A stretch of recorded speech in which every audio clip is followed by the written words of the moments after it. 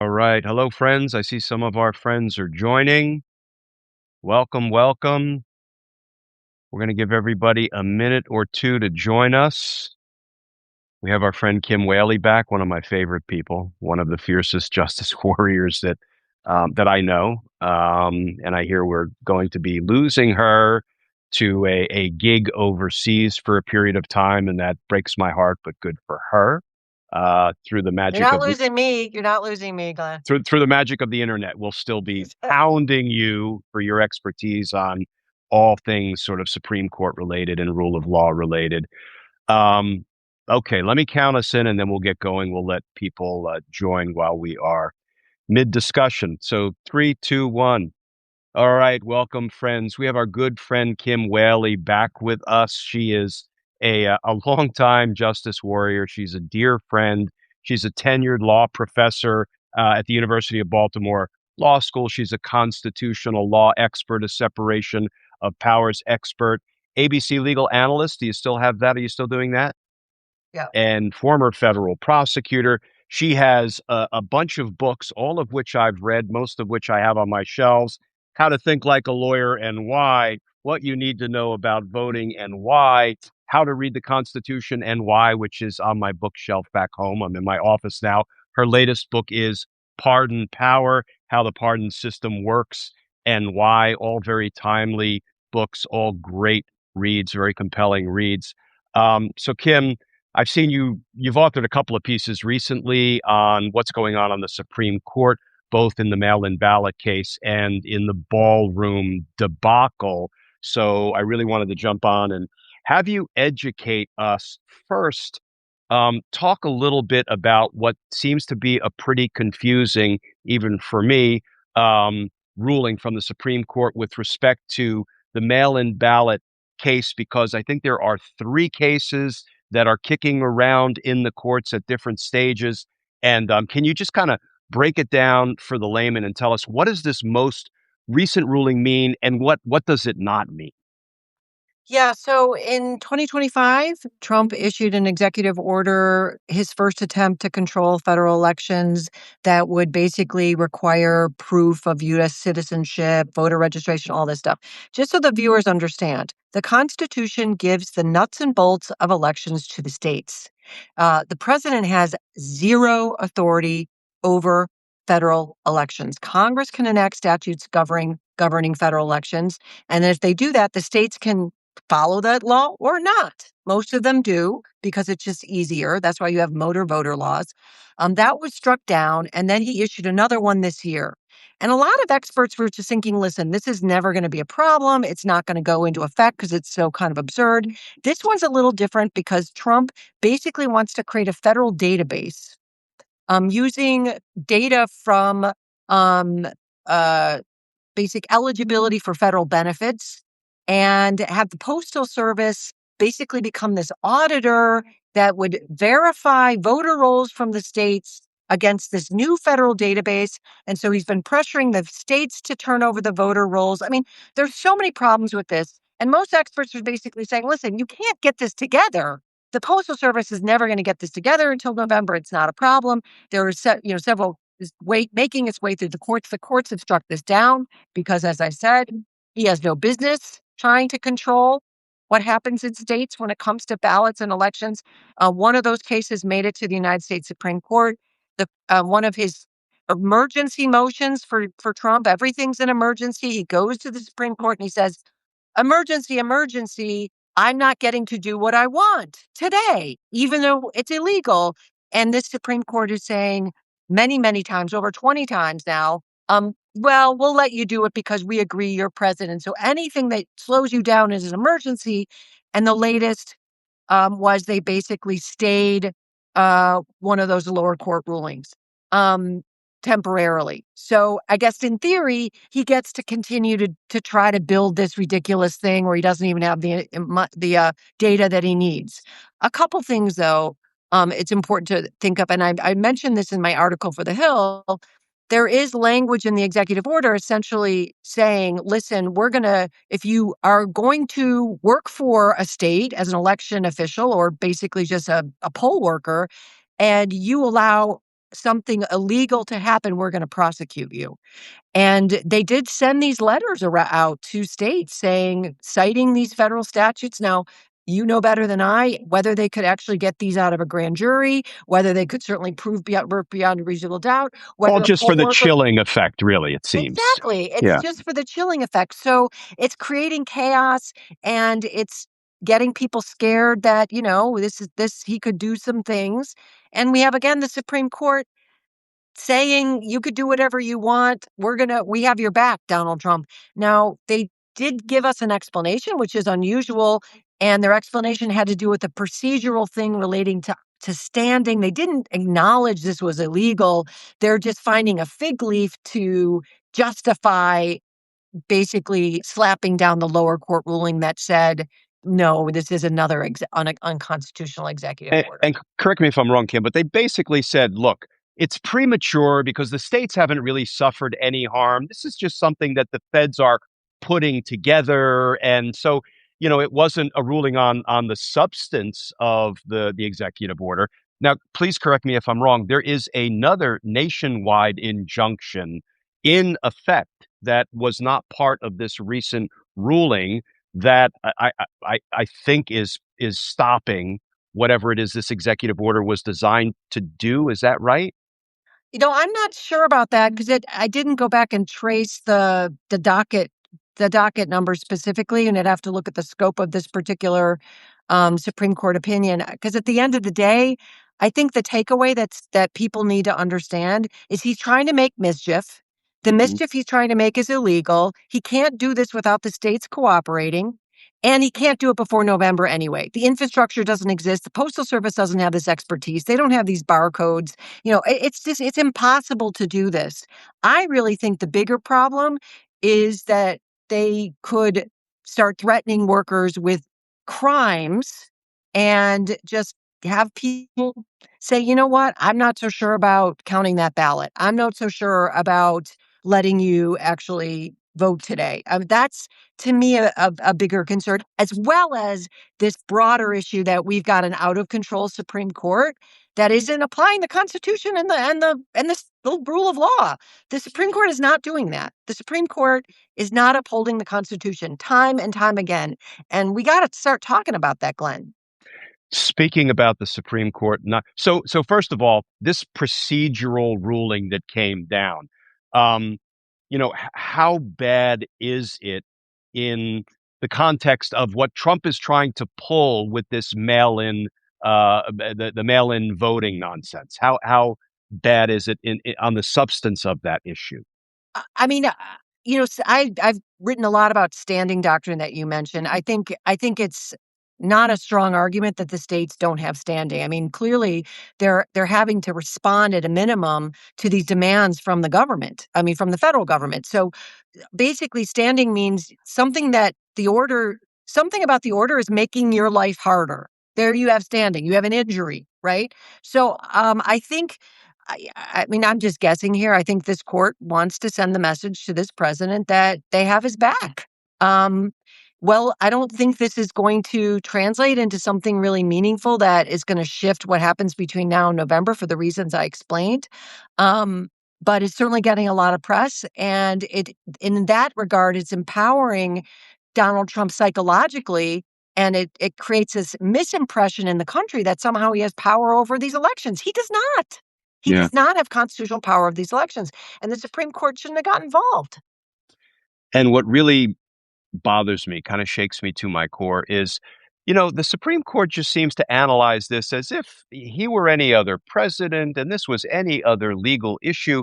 But what we're dealing with is a president who previously launched a violent attack on the Capitol to try to steal an election that he lost. And I understand the Supreme Court will say things like, well, we're ruling for the ages. We're not just ruling for this president. Yeah, but if you keep ruling and expanding presidential power for this president, there ain't going to be no ages in the United States because you're giving it all away to somebody who has shown he is willing to go to any, extremes, lawless extremes, violent extremes. How many different ways did he try to interfere in and or steal the 2020 election? And here we go again, right? He's doing it all over again.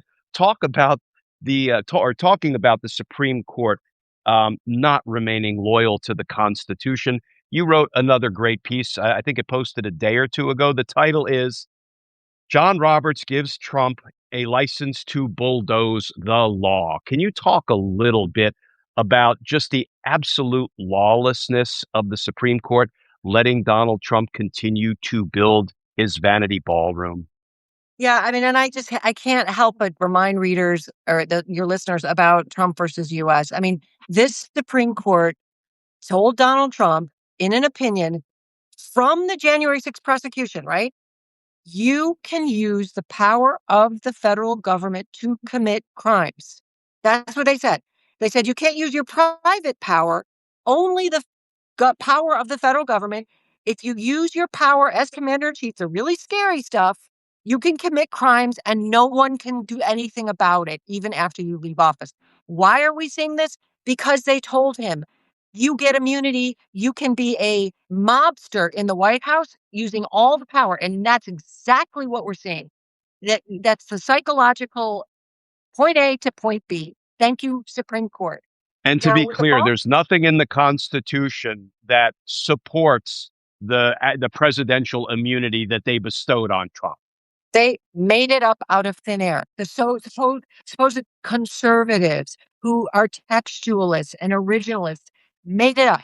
Poof. I mean, I've written a lot about this. I'm actually working on a deep scholarly piece with somebody from the University of Kiel in Germany, applying discourse theory to this to try to untangle it. It's a mess of an opinion. It's outcome determinative. And when it was Joe Biden, struck down his clean power plan, struck down student loan forgiveness, struck down COVID protections in for federal workers. Like so, it's the one way with this president, very different with Donald Trump. Now, the ballroom, for so people didn't go to law school. If you don't remember from civics, the law is like a pyramid. The top is the Constitution. No one gets to change that unless you get super majorities in both houses of Congress and in the state legislatures. It's sacrosanct. It's like Moses with the tablets. Then you have what Congress says. Then you have regulations. Then you have what judges say, right? Judges, including the Supreme Court.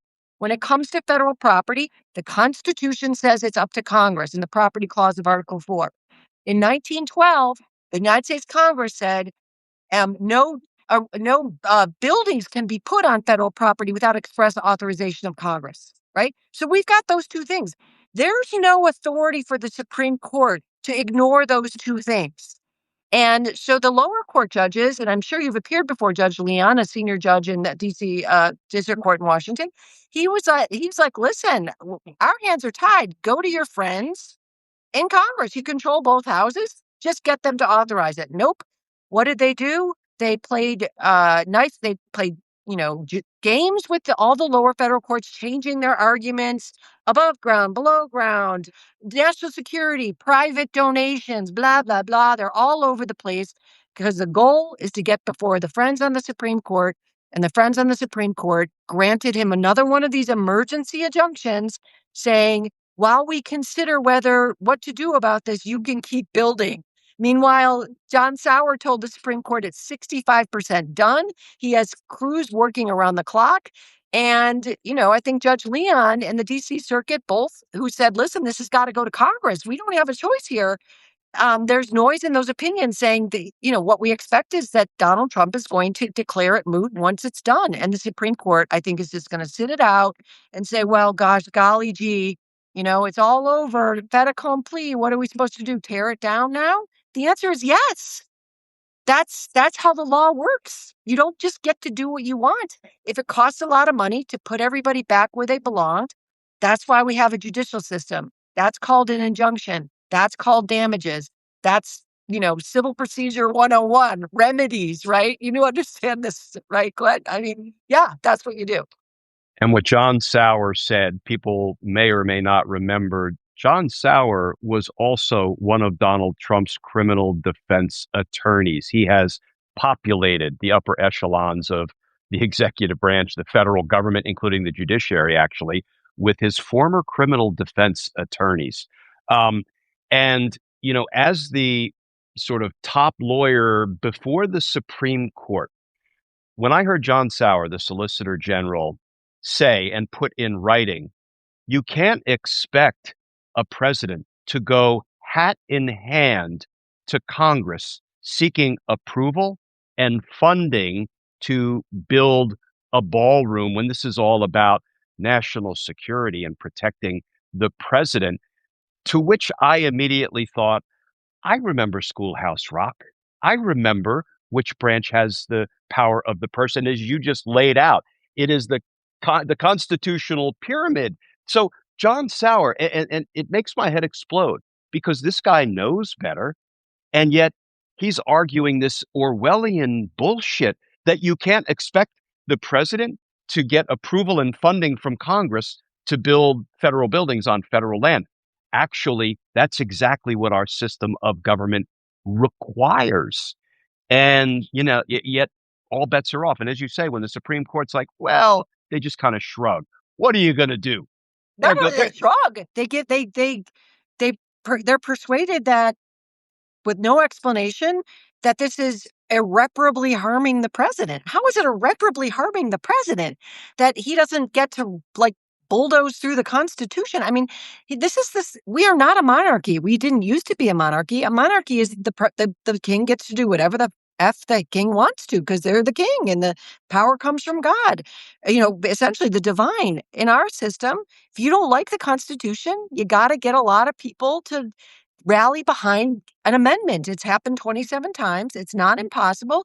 You don't like a statute, you've got to lobby Congress. You got to call your representatives. You got to vote different people in to change the law. That's how it works. You don't just, knock on John Roberts' door, who's not elected. He didn't get a single person voting for him, and say, you know what? Well, how about you just say it's okay for me to just ignore this? That's the Supreme Court is greenlighting unconstitutional behavior by the president because they gave him the authority to basically ignore federal criminal law. Criminal law, the criminal law. If you can, let me put it this way, you know, if you can basically commit crimes with impunity, with no consequences, it's not that far to say you can break other laws, right? They already said the really serious stuff that could lead to loss of life and limb, the criminal, take somebody in prison, right? Because this is the kind of harm that's really a problem. We want to really, you get punished by losing your liberty or even potentially being executed. They said he could do those, he can break those kind of laws. I think it's pretty logical. They're saying, well, yeah, you can break the other ones too. We already said you can break the really big stuff that can actually end up killing people. So I think all they're saying is, yeah, break the rest too. We've already said you could break the really serious stuff. So this is just property laws. This is just this statute, that statute, blah blah blah. I think they're so bought into this idea that presidents are kings, at least this president, so long as it's a Republican president, that's a king, that and they know they're unaccountable, Glenn. They know they don't have to go back to the ballot. They don't have to raise money to keep their jobs like They members of can be Congress. impeached in theory. Yeah, and we need to have that conversation. Yeah. Yeah. So this is going to be a very unsatisfying ending to this discussion about the ballroom. It feels like, and I'm hoping you have reason to contradict me, that we're going to have an entirely unconstitutionally constructed and complete ballroom on White House grounds. And it's kind of inarguably unconstitutional. There's no No, legitimate argument that, there's some loophole that allows a president to do this. And the Supreme Court at the end of the day is probably just going to say, like you say, fait accompli, nothing we can do about it. And the unconstitutional ballroom stands, at least until maybe we get to take it down board by board when Donald Trump, with lawful authority when Donald Trump falls from power. But as I say, a very unsatisfying potential conclusion to the ballroom BS. I think that is. I'd be shocked if that's not the conclusion. And just to be clear on your point on the constitutionality, John Sawyer doesn't even argue the property clause. There's no argument that this is constitutional. I mean, they don't try. He doesn't try to make the loophole like they even did with birthright citizenship. It was absurd, but Right. they didn't even try. And what they're arguing is essentially Congress appropriated power to like change the drapes and paint the walls. But that statute just says Congress can give the money to the president. They cite no law that says the president has unilateral authority to tear down the White House. It doesn't exist and is actually contrary to all the law. So the fact that the Supreme Court gave them this emergency, extraordinary relief, it's unconscionable and it's impeachable, frankly. It really is. What are they supposed to do? They're supposed to be upholding the Constitution. They don't get to pick and choose which parts of the Constitution they like or they don't like. I mean, that to me is abdicating their obligation to adhere to their oath that they took.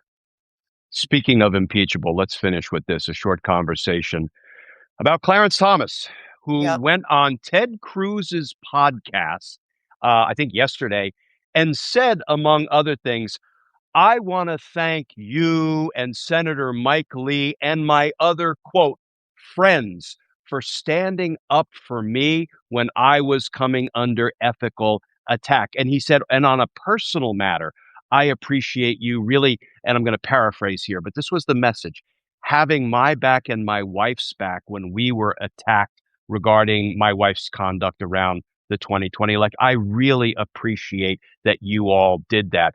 There's this little thing called judicial independence where judges are supposed to be impartial, where they're not supposed to be partisans. And Clarence Thomas is lavishing praise and thanks on his, quote, friends for basically keeping him out of hot water when he was caught red-handed, taking a quarter of a million dollar mobile home, having his mom's house renovated on the dime of a Republican billionaire, having his de facto son put through private school on the dime of a Republican billionaire, not filing the federal financial disclosure forms that I had to file every damn year for 30 years. And they were the bane of my existence. They ain't fun and they ain't easy, but they're important.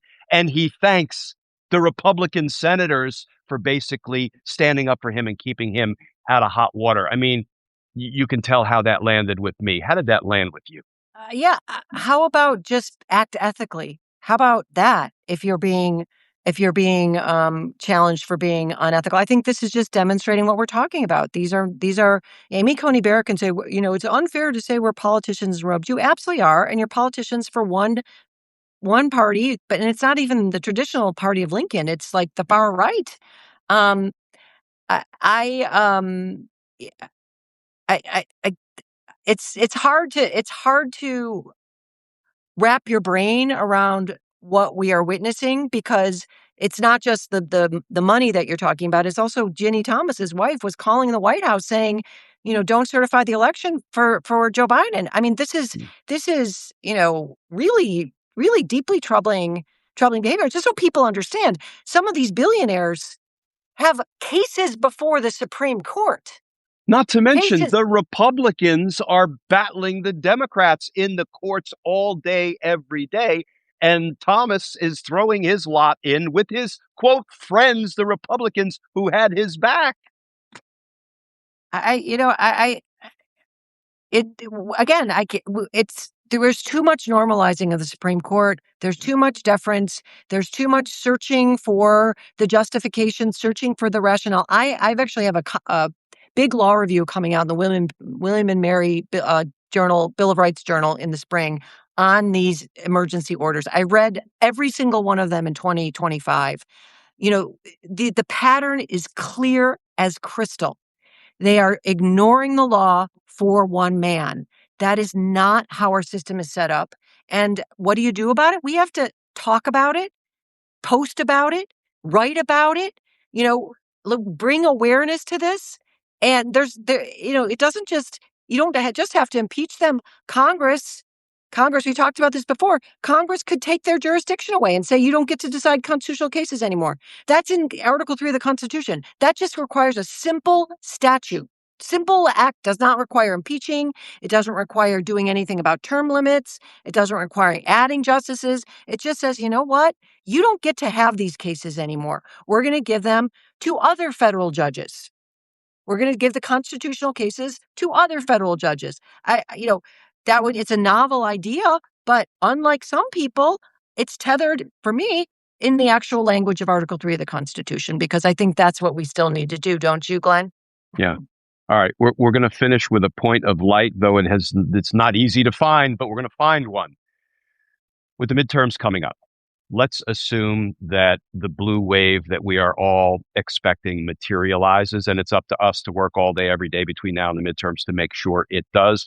And, I take some comfort in the fact that Donald, look at everything he threw at the 2020 election results. And he couldn't undo those as desperately as he tried, because I am comforted that our executive branch is populated by imbeciles and incompetents. And I'll be damned if they're going to end our republic. They're trying, right? So let's assume the Dems take the House, maybe even the Senate, but the House. The way I see it, what is the point in even trying to legislate? You're not going to get anything through the White House anyway. What we do is we get our investigations on, 7 days a week, every day of the year. And we not only run investigations into Trump's crime and corruption and grift and the crime of his executive branch, his family members. We open impeachment inquiries. We open the kind of impeachment inquiries that are necessary if we're serious about attacking an illegitimate majority on the Supreme Court. And people will say, well, you're probably not going to get, a vote on articles of impeachment. If you do, you're not going to get a conviction in the Senate. That's not the point. The point is you do the right thing based on the evidence, and impeachment inquiries would be the right and righteous thing to do. And then you just follow the evidence where it leads, regardless of the likelihood of success in a Senate trial. What do you think about that as a little sliver of light kind of lurking behind the big orange dark cloud? We are on the same page. I actually wrote a long article for Zateo, our friend Mehdi Hassan's outlet, and I did a Substack on my newsletter, my Substack newsletter, basically making the same argument. I think it was Joe Rogan who called for Nuremberg type trials for all the wrongdoing that's happening. And what is that? That's a post World War II for tribunal that actually prosecuted people that were took part in the Nazi atrocities. But there's all kinds of examples historically of this. Sometimes they're called truth and reconciliation commissions, and those are just to get the facts out.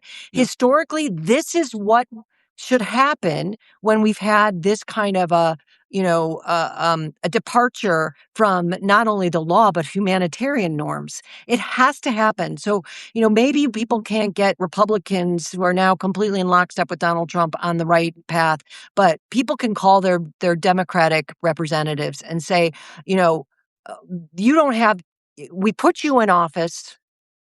This is your mandate. We gave you the majority. Your mandate is to get us back on track where we are a country of laws.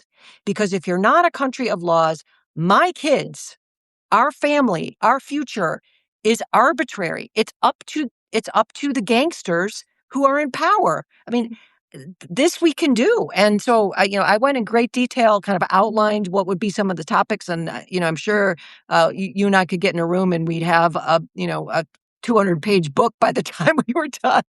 But absolutely, Glenn, that is something I think people can sink their teeth into and do something about now. Tell them, this is what we're hiring you to do this. Yeah.